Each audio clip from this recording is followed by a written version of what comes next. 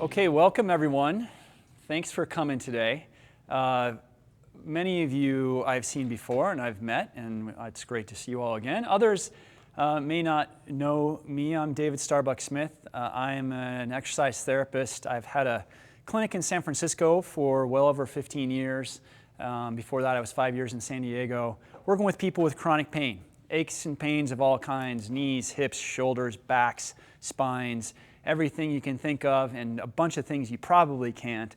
I've seen, I work with. Now I live in Washington, D.C., and I do most of my appointments online. I do a lot of teaching and written a couple books. How many people have read Ageless Painless Tennis or know about it? At least one, yes. Two, yeah, of course. So yeah, the first book I wrote was about tennis. It was called Ageless Painless Tennis, and it's kind of the basis for this talk today. You can get it on Amazon, of course. The goal with it and with the talk is to help you stay injury-free, help you understand where injuries, aches, and pains come from and where they don't come from. And also, I'd love to give you some tools maybe to address some of these things. So I mentioned the book not to sell more books, but really because it'll help you understand this in much more depth. So, but first of all, I want to ask you a question. When you think of pain and when you think of injuries, how many people, show of hands, think that age has something to do with it? Raise your hand. No right or wrong answers. How about genetics? Raise your hand. Okay, just about everyone on both. How about the activity that you're doing? Meaning you're playing tennis and you hurt yourself. Okay. And throw out maybe one or two things that might also play a role in aches, pains, injuries. Diet, for sure. What else? Your equipment or your technique for tennis. Okay, yeah. That's mechanics, absolutely. Fitness, prior injuries, absolutely. Anything else? Okay. So I'm going to tell you a quick story. Was working with a woman. She was about 56. Came in with knee pain. Right knee, has had pain for a while. Had pain when she played tennis. Kind of felt it for the first time when she was playing tennis. And she sits down, and I always ask, "What do you attribute the pain to? What do you think it's about?" And the first thing she says, "Well, I think I'm just getting old." Now, we've all heard that, right? I think I'm just getting older, and we all feel it. And it seems that pain accumulates in conjunction with the number of candles in our cake. But the first thing I asked her was, "How old's your other knee? The pain-free knee?" And she kind of giggled because she says, "Well, I guess you have a point there."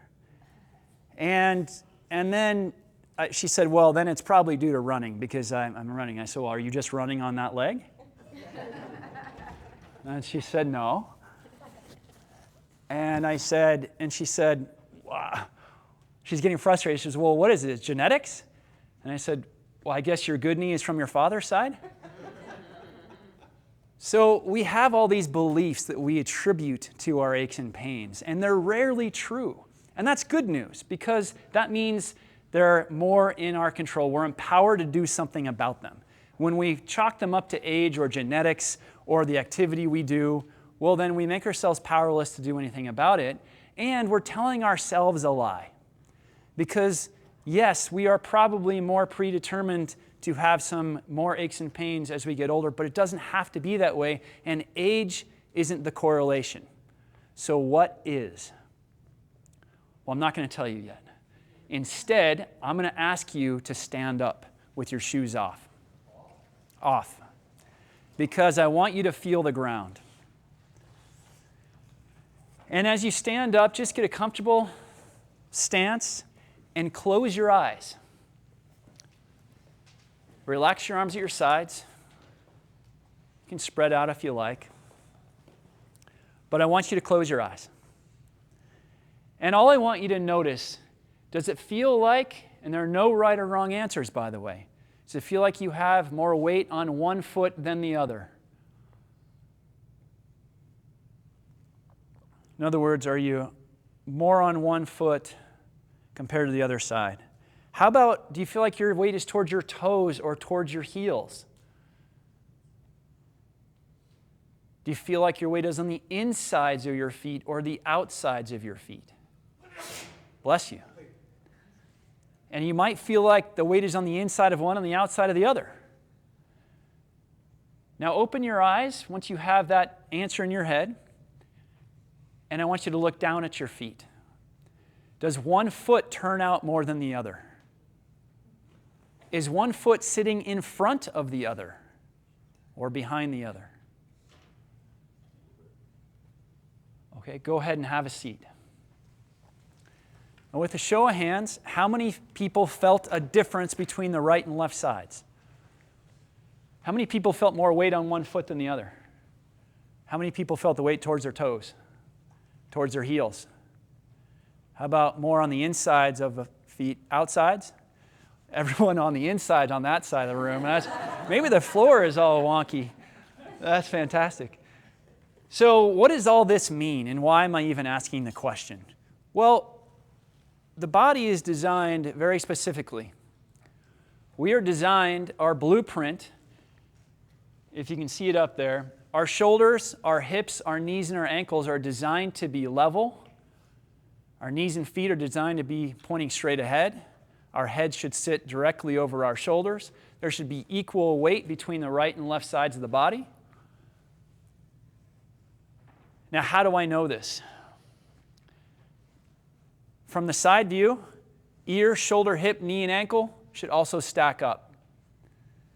So if I'm looking at you from the side, you should see your ear, your shoulder joint right in the middle of your shoulder, right in the middle of your hip, right in the middle of your knee, and right just barely in front of your ankle joint. They should all stack up. And I was going to say, how do I know this? Because there are people like this. And what people are those? Kids. Kids. This is how you were likely born and from, and how you walked and how you moved when you were young, up until the time you started sitting for long periods of time at school, or until you started getting injured, or until you started carrying your backpack on one shoulder, or playing an instrument like the violin for a long period of time, or playing tennis, or sports in general.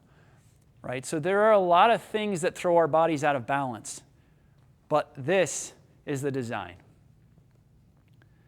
And that way, as gravity goes through our bodies, it's distributed equally through the joints, through our knee joint, our ankle joint, our hip, our shoulder, and our spines. So what happens when we are thrown off balance? We compensate, right? Some muscles, some joints overwork or overstressed compared to others. So when we're talking about my client who had the knee pain, the pain is telling us not that she's old, not that she's genetically flawed, right? Not that she was doing the wrong sport. The pain was telling us that her knee was being overstressed and was out of position. It's telling us her body has started to violate that design that she was innately born with. So what do we do about it? Well, muscles move bones, right? So we trigger the muscles to realign the bones and joints and bring the body back in balance. Sounds easy to do, and it is. It actually is. And I've spent the last 2 years putting up videos for free on YouTube that I want you to go see, because if you have any aches or pains, I want you to get help for free. I want you to help yourselves. So go to the YouTube channel anytime you have an ache or pain, for sure. But these exercises that Marty and I do also will help you. And if you want individual routines, happy to help you with that too. That's why we're here. So I want you to start to identify not just your own imbalances, but I want to make you experts in posture.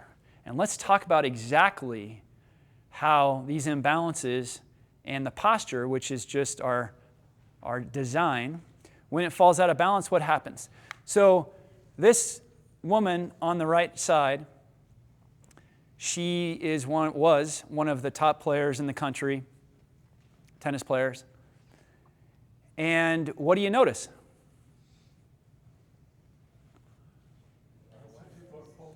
Hips have swayed forward, right? So her left hip is forward of the line. Her head is forward. Knees hyperextend back. Now just looking at that picture, where do you think her pain might be? Remember, that line, her knee, hip, shoulder, and ear should go through, that line should go through those points.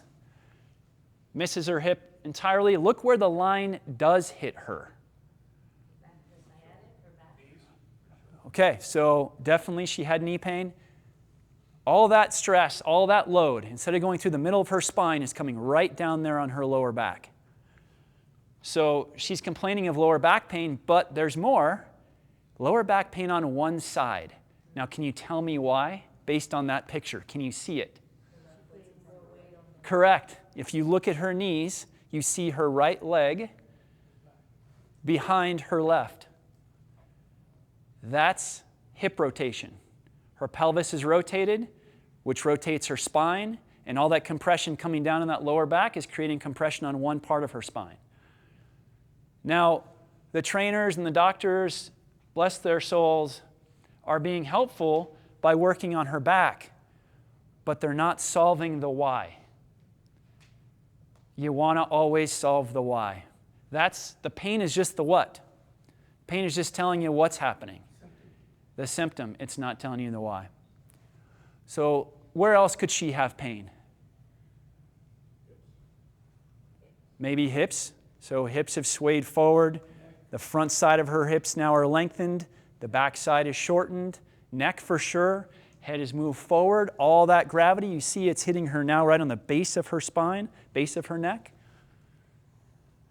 So I'm showing you this because I want you to start to think about your bodies differently. I want you to start to think of aches and pains not as products of your age or genetics or anything else or your sport, but product of something you can fix yourself, that you can solve. Now, when you go to physical therapy and you do these things, they're doing great work. And I see the people that, for whatever reason, haven't been helped.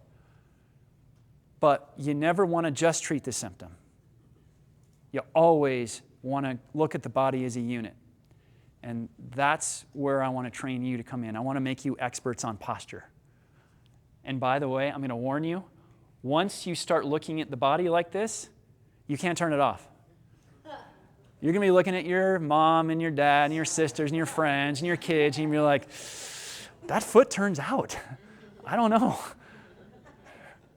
Is your neck okay? Because I see that head's forward.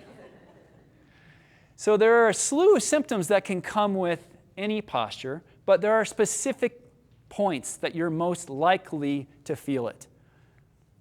Let's talk about the gentleman on the left who was former #1 player in the country. I know he's kind of far away, but what do you see? Left shoulder higher than the right. Yep, definitely left shoulder higher than right. What else? Yes, his whole body is leaning, right, to one side. What else? What about his feet? Yep. And do they point out equally, or does one point out more than the other? Right foot more. Yeah. Now I want you to look at his right lower leg compared to his left lower leg. What do you notice? Right below his short line, you see the bowing on that right leg? Guess what pain he has? Knee pain. I see that, and I see torque in the ankle and the Achilles, and I see torque, meaning twist in the knee. The knee joint is a hinge joint. It's designed to extend and flex, straighten and bend. When you add twist into the knee, whether you take the upper leg bone and you rotate it in, or you rotate it out, or you take that tibia and you rotate it, or you take that foot and turn it out, and then the knee rotates in, that creates torque. The knee is no longer a hinge joint. Now it's flexing and extending with rotation. And guess what that can lead to? It can lead to ligament injuries, but mostly it can lead to meniscus tears. Anybody have a meniscus tear here or know someone who does? Yeah. And we always blame a meniscus tear. That's the cushion in between your knee right? That's the cushion in your joint. And we always blame the sport. I was playing tennis and I hit and I went to recover and I got it, right? I felt it. Rotator cuffs. Same thing. Why do we hurt our rotator cuff? Anybody understand shoulder mechanics very well? So when you serve, you raise your arm up. This bone should abduct, meaning go away from your body. It should externally rotate, right? You know that visual, right? And as all that happens, the shoulder blade should retract. And then your back should bend. And then you get into that serve position and you go the opposite, right? Everything comes through. So I want you to do something for me. I want you to stand up again really quickly. And I want you to raise your right arm over your head as high as you can go. As high as you can go. Excellent. Now notice how high you raised your arm. And go ahead and drop your arm. Now I want you to take your shoulder and your upper back and I want you to slightly round it forward. Now keep it rounded forward for a second and raise your arm up as far as you can go. It doesn't go as high, does it? Well, why not? It's the same shoulder. Same shoulder you had a second ago. So what's the difference? The posture's bad, and specifically we changed what? The position of, and what else? And your upper back. We took your upper back and we went into flexion, meaning we rounded it forward. We took your shoulder with it. And now we're asking you to hit that same serve that you could hit before with a shoulder that is now compromised. So now does it make sense where rotator cuff tears can come from? And it just doesn't have to happen with tennis. I can reach back to grab a sweater in the back seat of the car. I can reach up for a glass. I can go to pick something up. I can be lifting weights, right? And we always blame the activity. I was playing tennis. I was lifting weights. I was reaching up for a glass. Yes, that's when it happened. That's not why. Go ahead and have a seat. Now, this same principle of the shoulder and the knee and changing the position of any joint applies to every joint. If you change the position of the joint, you change the mechanics and the function of the joint. And if you change the function and mechanics of the joint, you change the muscles that are working and the parts that are stressed, overstressed, doing too much work. Okay. Let's look at these gentlemen. The gentleman on the left happens to be my brother-in-law, and he was a professional cyclist. And he was complaining of back pain while he was on his bike. Can you see why?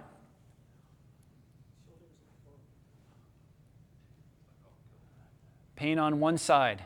What side do you think his pain was on? Left side.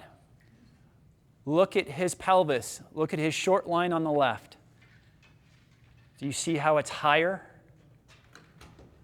His left hip was elevated and rotated forward, and every time he got on a bike, instead of being on his bike symmetrically, this hip was rotated for hours on his bike. And he thought there was something wrong with his bike. He said, dude, I don't know, can you take a look at my seat? I don't know what's going on. And I said, it's not your seat, my friend. So, left hip. Now you'll notice that when one thing changes position, the pelvis rotates, the shoulder rotates, head goes forward. Everything is affected. It's ripples in the pond. So when he rotates that left hip up and forward, that left knee goes with it. And his shoulders go with it. You can see his left shoulder in a different position than his right. So it's always a whole picture. It's never pieces and parts. How about this gentleman on the left who just won a national title in the juniors, just won Kalamazoo?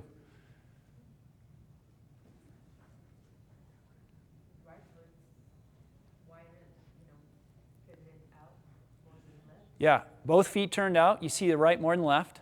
What about his knees? What do they look like?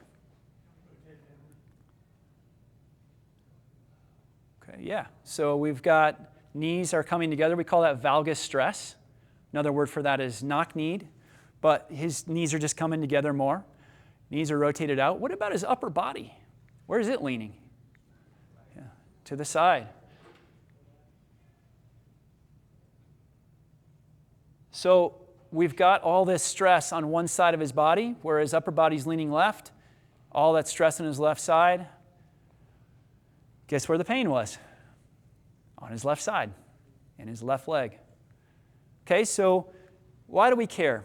This is bringing it back to why I had you stand up and feel your weight distribution.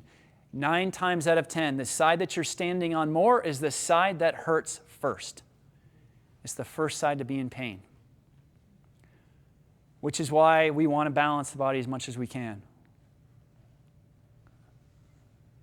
Any questions? So, Yeah.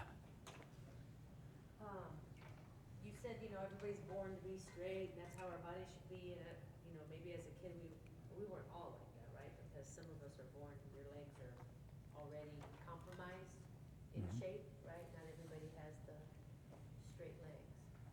So, So here's the good news. You don't have to be perfect to be out of pain. In fact, you know this because most of you don't have pain, or you haven't had it, you didn't have it for years and years and years, right? So you don't have to be perfect. The body is extremely adaptable.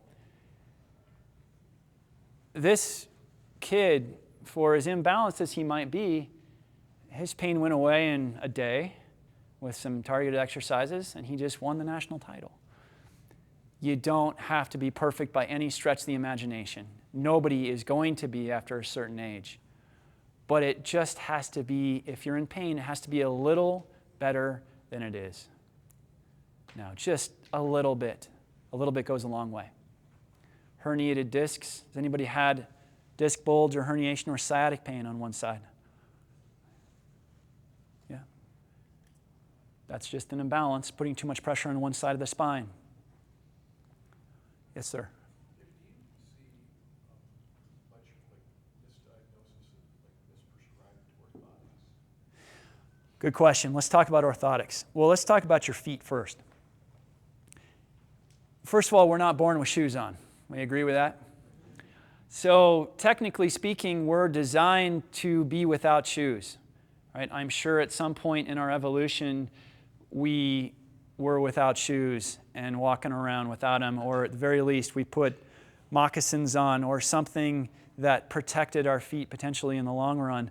But we didn't have shoes. They were just protective coverings at best, or something to keep our feet warm, because we didn't have hair like other animals.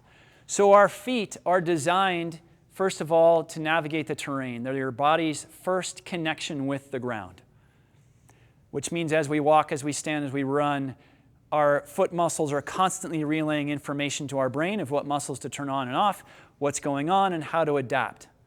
Okay, they're the first contact for balance. Now, the toes, despite what most of our feet look like, are designed to spread out. They're not designed to be like this, and they're definitely not designed to be like that. But we see this all the time. Why? Because we wear shoes that constrict our feet more often than not. Unfortunately, you ladies have to bear the brunt of high heels that usually scrunch your feet into a very small shoe. And even then, if you were a ballet or you were a dancer, then that's even worse. So, as I said, we're highly adaptable. So our feet adapt to what we tell it to do. So if we wear tight shoes, then we scrunch our feet. Now, your question was on orthotics. Orthotics, well, actually, let me back up. Has anybody been injured and had to wear a cast? And what happened to the body part that you wore the cast on? It atrophies, right? It doesn't get used, and so the brain says, well, I don't have to keep feeding it muscle memory, and so the muscles shrink and they're not used. Well, orthotics are similar. We put orthotics in our shoes, and what does it do?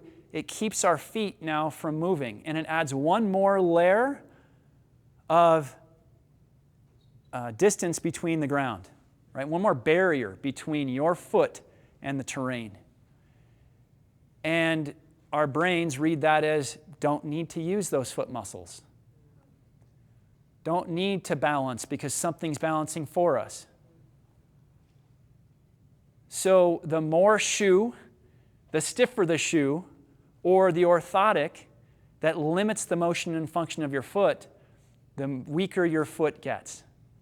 Now, does this mean nobody should ever wear orthotics? No. I always tell my clients, if you have foot pain or another pain and you put in orthotics and it goes away, great. Let's work on the why in the meantime. Let's work on the dysfunctional muscles in the foot, in the knee, in the hip. Let's work on the alignment that's creating the issue, the pressure, the too much pressure on that foot. Right? So nothing wrong with orthotics, but my advice is to wear them only if you have to, only if you need them, and only for as long as you need them. Does that answer your question, Dean? Any other questions? Similar to orthotics, but kind of the other spectrum. But in regards to shoes, like what's your take on like wearing those barefoot shoes or the ultra minimalist shoes where they contour to like the natural foot where the toe box is bigger? Yeah, I love them. And I love I used to wear the Vibrant 5 fingers as well, which spread your toes out. And I had a lot of clients who were having knee pain, back pain, all kinds of pain that changed those shoes and they got better. But you have to get used to it. Because you throw on orthotics, you know your feet don't feel good for the first couple days, and then eventually they get used to it, the body adapts. Well, same thing, you take your shoes off and start walking around all day long in your bare feet, you're going to feel that. And it's not going to feel good for probably a couple days, and then your body will adapt. So I think my opinion is you can wear any shoe you want. And they can be as comfortable and as cushy as you want. But make sure you're maintaining your foot function. And how do you do that? You go as barefoot, take your shoes off, go barefoot as often as you can. As often as you comfortably can, at home. And when you can find some sand to walk on bare feet, so I'm telling you, go on vacation, right? I mean, this is an excuse. I got to work on my feet, right? So walk barefoot in sand. Run barefoot in sand. It's amazing. It's tough, and it's awesome for your feet. So the sand, I understand. I love to do that on the beach. And Yeah. it does feel good on your muscles of your feet. Beyond vacation, yeah. At home. Yeah. But at home, hardwood floors throughout the house. Yeah. Feet start to get painful, actually. As Exactly. I do that. So I don't go the 3 days. I go like one day. I'm like, oh, forget this. I'll put my shoes back on. Yeah. So should I continue to try to go barefoot, or is that a bad idea to walk on hardwood? There's no should. There's just, if you want to feel, yeah, put sand in your house. Leave it to Jeffrey. I love it. I mean, a solution right there. Yeah. My answer is that, look, you've gotten this far, right? You can continue to improve that if you want. Go barefoot maybe 2 days a week or less time and let your body build up to it. It's just like running a marathon, right? You don't go out and run 26 miles in a day. You run 2 miles or 3 or 5, whatever your body's capable of and comfortable with. And then you back off a day, let your body recover, and then you go out and you run 5.5 miles and so on, right? You let your body build up to it. And just like tennis, you don't go out there, you just don't go out if you haven't been playing tennis for 2 months, you've been injured, you don't go full bore 3 days in a row, or maybe you do, but you also know you pay for it after, right? Your body needs to remember. It needs to remember of what it's designed to do, and it needs to be conditioned to do it. Well, let's talk about bunions, and let's talk about, because bunions will be the same cause as medial knee pain, be the same cause as back pain on one side, and so on. When we walk, we should hit heel, ball, toe. Heel, the foot rolls over all 5 toes. When the foot turns out, when you step forward, you hit on the outside of your foot, and then it rolls to the inside, over the inside of your big toe. And if you do that long enough, the big toe that was here starts to go in. It starts to go in towards that second toe. And you can feel it now. And if it goes in and you do that long enough and you're pushing over that big toe over and over and over, then all of a sudden the body says, I have to build up a callus. You play tennis, you get calluses on your hand because the brain says, let's protect your skin. Let's protect your hand. Let's build up reinforcement to make sure you don't tear it, to make sure you don't become injured. A bunion is the same thing. The body says, it's so smart.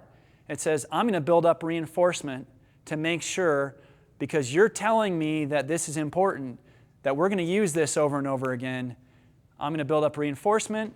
I build up the callus on the bone, and that's a bunion.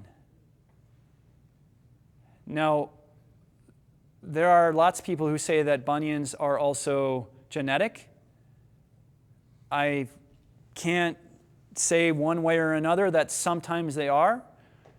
But in general, if it's one foot and not the other, it's an imbalance every time. Because your other foot wasn't from your mom's side. Okay? Yes, sir. I have a couple of, so do we just chalk up LeBron James to, because he has his feet pointed out, his legs Unbelievable, right? and he has never really had injury problems. Well, yeah, I don't know LeBron, so I don't know what injury problems he's had, so I can't speak to him. But to your point, the body is resilient. And he's got a team of people that help him. So I worked with the San Francisco 49ers for 2 years, 2 seasons. And I will tell you that these guys get in a car crash every single Sunday. Literally, they come in battered and bruised like they've been in a car crash. And 3 days later, they're back at it. The body is incredibly resilient, which is why you don't have to be perfect. And it can take a lot. But you do want to be cognizant of your body. You want to pay attention to it. You want to be connected to it. When you ignore the injuries, I say there's a whisper, a yell, and a scream. The whisper is, kind of feel my hammy a little bit, but I can still play. And then the yell is, oh, I got it, no problem, walking it out, I feel it, yeah, okay, no big deal. And the scream is, oh, down, ambulance, right? So whisper, yell, scream. Don't let it get to the scream. If it gets to the yell, you back off. The whisper, pay attention to it. Might just go away, may not. But if it gets to the point of a yell, now you got to pay attention to it before you get to scream, because that's the ruptured Achilles tendons, the torn ACLs, the torn hamstrings, the torn rotator cuffs, the so on and so on. Okay? Yes? So to that point, this is probably the most tennis any of us play over 4 consecutive days over Yeah. the year. And I'm probably not the only one that's going to go leave here with some soreness in the elbow, the tendon. Yeah. Like these elbow joints. How do you stay in front of that? Good question. And we're talking about kind of maintenance here and recovery. First of all, mobility I can use that word, is better than strength. Let me rephrase that. Mobility should come first, stability should come next, and strength should follow that. Now, mobility and stability together beget strength. How do you know? Because kids can fall on their head, they can tumble and do all the things they do, and they're incredibly strong for their size, and they never get hurt. Well, they get hurt all the time, but they don't hurt like we get hurt, right? So always think in terms of mobility of your joint is number one importance. Some people call it flexibility. I like thinking mobility of the joint because flexibility goes into muscles, and people think, well, I stretch all the time and nothing changes. Yeah, that's because you're stretching all the time and not focusing on the exact mobility of the whole system. So mobility work, yoga, fantastic. Other work like that. Right? As I said, on my YouTube channel, I have stretching routines that are 5 minutes, 10 minutes, 20 minutes, an hour long. They're free. Go do them, please. I put them up for you guys and for other people to use to maintain the function of their bodies. So I highly recommend that. Next, recovery. Hydrate, hydrate, hydrate. Our bodies are anywhere between, well, our blood is about 80% water. Our bones are up to 30% water. Our muscles are up to 70% water. We have water coursing through our bodies all the time. When you're dehydrated, you take the water out of your muscle cells, out of your tendons, out of your ligaments, out of your bones, and they become more brittle. And what does that mean? That means they're more prone to breaking. You're more prone to injury. So hydration is absolutely essential, and the ice in your scotch doesn't count as hydrating.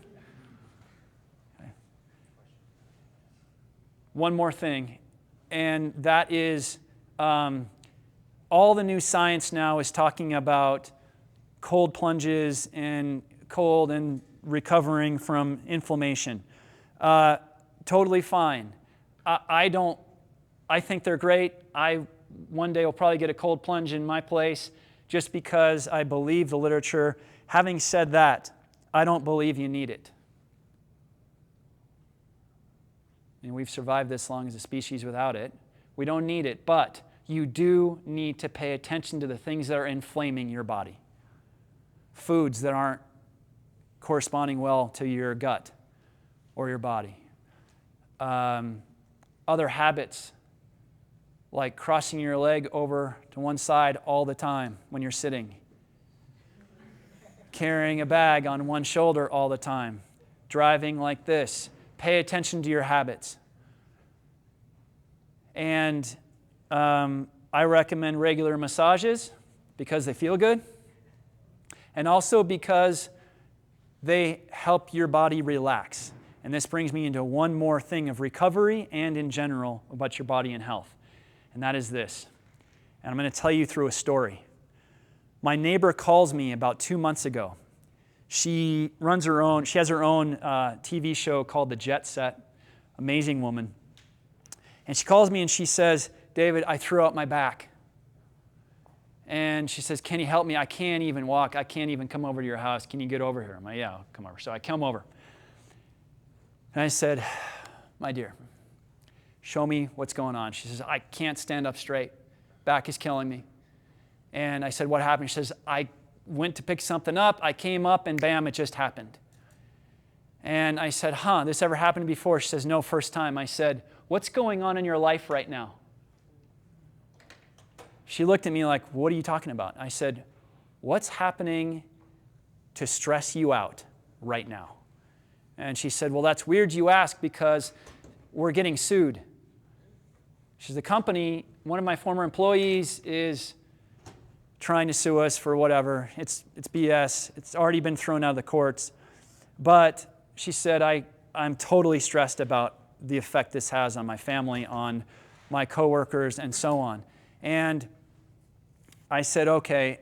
And so we looked at her fear and we played it out to the end. I said, worst case scenario, let's play it out. We did it. At the end of the day, she said, you're right, everything's going to be fine. It's going to work out. We're not going to go hungry. My daughter's going to be fine, and so on. I'm telling you this story because I just wrote a book called Align, Feel, Heal, out January 15th, that is all about the physical and emotional stresses that our bodies undergo that create or contribute to pain, injury, and illness. And stress, emotional stress, is, I liken it to, imagine you have a dam that's holding back water, and there's a little crack in the dam. The crack in the dam is your postural misalignment. If it starts pouring rain, we'll call that rain emotional stress, and that water in the dam starts to build up and build pressure and more pressure, well, that little crack all of a sudden starts to leak water. Then it starts to break. And when it breaks, that's when your body falls into pain. The misalignment was the crack in the dam. The emotional stress was the overload that brought the body into pain. So from a maintenance standpoint, from an overall health standpoint, your level of stress matters. And you want to deal with it. And you can deal with it from meditation, right? We have the fight or flight, the sympathetic nervous system versus parasympathetic. You always want to be in the parasympathetic as often as you can. So meditate, breathe. The best way to decrease stress immediately, breathe in through your nose, deep breath, hold it for 2 seconds, and slow down your exhale. Double your exhale. If you breathe in for 4 seconds, breathe out for 8. Do it 5 times. I promise you, you'll feel better, and your body will thank you. Okay? Last thing, we'll finish up. This is my website, selecthealing.com. I show it to you because if you are in pain, then I've got courses online. But the Sunday stretch is something I do every Sunday online. And it's a subscription deal, but I want to offer you a whole month free. So if you're interested, because I really want to help you. And I want to help you maintain your goals with your body and your sport.